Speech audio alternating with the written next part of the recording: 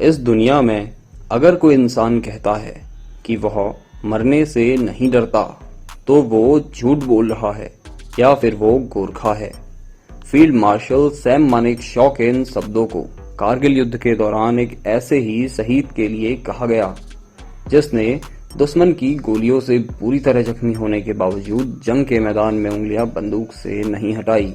उन्होंने अकेले ही दुश्मन के 3 बंकर ध्वस्त कर दिए थे। Hello everyone, welcome to our YouTube channel motivational talk.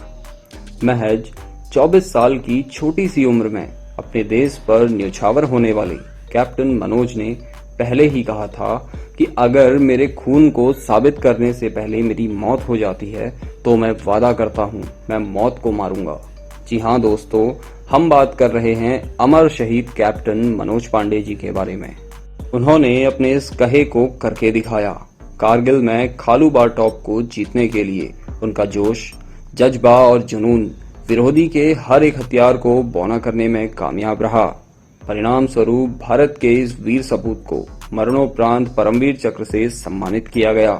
Uttar Pradesh के सीतापुर जिले का रूधा गांव, साल 1975 जून माह की 25 तारीख को मनोज पांडे का जन्म हुआ था।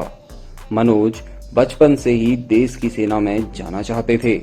मनोज की शिक्षा लखनऊ में स्थित सैनिक स्कूल में हुई और उन्हें वहीं से अनुशासन भाव और देश प्रेम के प्रति भावना और बढ़ने लगी। इंटरमीडिएट की पढ़ाई पूरी करने के बाद पुणे के खड़कवासला में राष्ट्रीय रक्षा अकादमी एनडीए में दाखिला लिया, जहां कड़ी ट्रेनिंग के बाद उन्हें 11 गोरखा राइफल्स रेजिमेंट की पहली वाहिनी में तैनाती मिली, जो कि उस वक्त जम्मू में अपनी सेवाएं दे रही थी। अपनी तैनाती के पहले दिन से ही मनोज ने हमले की योजना बनाना शुरू कर दिया। वो हमला करना, घात लगाकर दुश्मन को मात देना और हमले की योजनाएं बनाना जैसी कलाओं को सीखने लग गए थे। जल्द ही एक दिन उन्हें अपने सीनियर्स के साथ एक सर्च ऑपरेशन में जाने का मौका मिला। यह पहला मौका था जब उनका दुश्मन से सीधा मुकाबला हुआ। वह इस परीक्षा में पास रहे। अपनी टीम के साथ उन्होंने घुसपैठ की कोशिश करने वाले आतंकवादियों को मार गिराया था। यह उनके लिए बड़ी उपलब्धि थी, मगर वह खुश नहीं थे। दरअसल इस संघर्ष में उन्होंने अपने सीनियर अधिकारी को खो दिया था। मनोज का काम अभी खत्म नहीं हुआ था। उनके निशाने पर पाकिस्तान के बचे हुए बंकर थे। वह तेजी से चौथे बंकर को खत्म करने के लिए आगे बढ़ ही रहे थे कि विरोधियों की गोली ने उन्हें लहूलुहान कर दिया। साथियों ने उन्हें कवर दिया और आगे न बढ़ने की सलाह दी, मगर मनोज नहीं माने।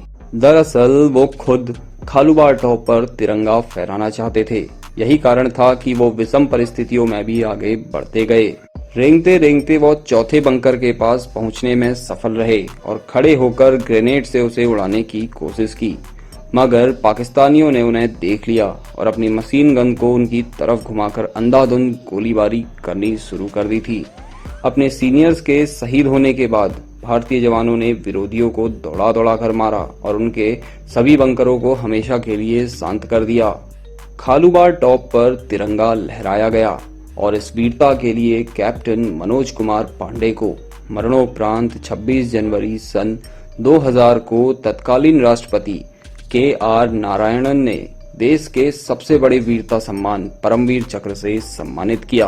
दोस्तों, देश के लिए अपनी जिंदगी की कुर्बानी देने वाले कैप्टन मनोज पांडे की शौर्य गाथा, उनके देश के प्रति सच्ची निष्ठा ने आज उन्हें कैप्टन मनोज पांडे से परमवीर कैप्टन मनोज पांडे बना दिया। इस महान इंसान के जज्बे और देश के लिए दिए गए बलिदान को हम दिल से सलाम करते हैं।